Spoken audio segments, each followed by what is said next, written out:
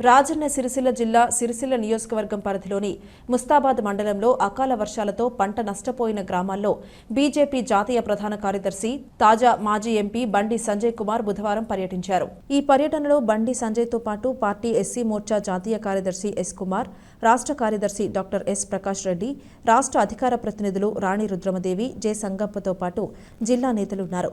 ఈ సందర్భంగా బండి సంజయ్ వారితో కలిసి నష్టపోయిన పంట పొలాలను పరిశీలించారు. రైతుల వద్దకు పోయి పంట నష్టం వివరాలను అడిగి తెలుసుకున్నారు. రైతులు తమ బాధలను చెప్పుకుంటూ కన్నీటి పర్యంతమయ్యారు. మీరెవరూ అధైర్యపడొద్దు, మీ బాధ తెలుసుకునేందుకే వచ్చినా మొన్నటిదాకా కేసీఆర్ మోసం చేసిండు, ఇప్పుడు కాంగ్రెస్ వాళ్ళు మోసం చేస్తున్నారని అన్నారు. మీకు ప్రభుత్వం సాయం అందే వరకు ఒత్తిడి తెస్తా, మీ తరపున కొట్లాడతా, ధైర్యంగా ఉండండి అంటూ భరోసా ఇచ్చారు. అనంతరం ముస్తాబాద్లో అకాల వర్షాలకు కరెంట్ షాక్కు గురై చనిపోయిన ఎల్లయ్య కుటుంబాన్ని పరామర్శించారు. ధైర్యంగా ఉండాలని, సర్కార్ సాయం అందేలా కృషి చేస్తానని హామీ ఇచ్చారు. ముస్తాబాద్లో కూలిన చెట్లను, ధ్వంసమైన కరెంటు తీగలను, దెబ్బతిన్న ఇండ్లను పరిశీలించారు.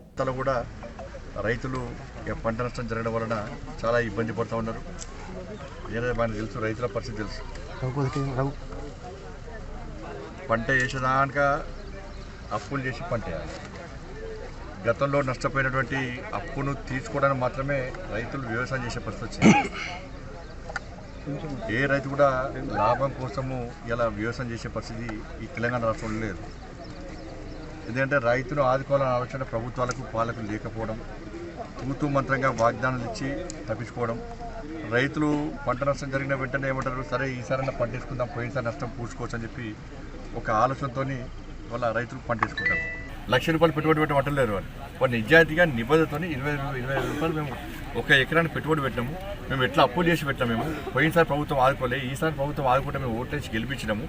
కాబట్టి ఈ ప్రభుత్వం ఆదుకోవాలని చెప్పి ఈ ప్రభుత్వం మీద వాళ్ళు కోరుతున్నారు. కాబట్టి దయచేసి కాంగ్రెస్ పార్టీ ప్రభుత్వం వెంటనే స్పందించాలి. ఒక్కొక్క ఎకరాకు కనీసం 25 రూపాయలన్నా వాళ్ళకి ఇలా మీకు ఎక్కువ ఉంటే ఇంకెక్కువ ఇబ్బంది. కాబట్టి మళ్ళీ దీన్ని కేంద్ర ప్రభుత్వం ఏం చేస్తుంది, ఇదేం చేస్తుంది కాదు, మీరు వెంటనే ఈ ప్రభుత్వము వెంటనే స్పందించాలి, వాళ్ళకు ఆదుకోవాల్సిందిగా భారతీయ జనతా పార్టీ డిమాండ్ చేస్తాను. ఎన్నికల కమిషన్ ప్రభుత్వం అనుమతి తీసుకోవాలి. ఏమంటుందా మళ్ళీ ఆ పేరుతో మీరు అన్న కరెక్ట్ అడిగారు, ఆ పేరుతో మళ్ళీ ఆపే ప్రయత్నం చేయదు. నష్టపోయిన రైతులకు ఇది అనుకోకుండా జరిగిన నష్టం. దీన్ని ఆదుకోవడానికి ఎన్నికల కమిషన్, నాకు తెలిసి ఎన్నికల కమిషన్ ఇక్కడ కూడా ఆపదు. మేము కూడా సహకరిస్తాం. ఏ పార్టీ కూడా ఆపదు.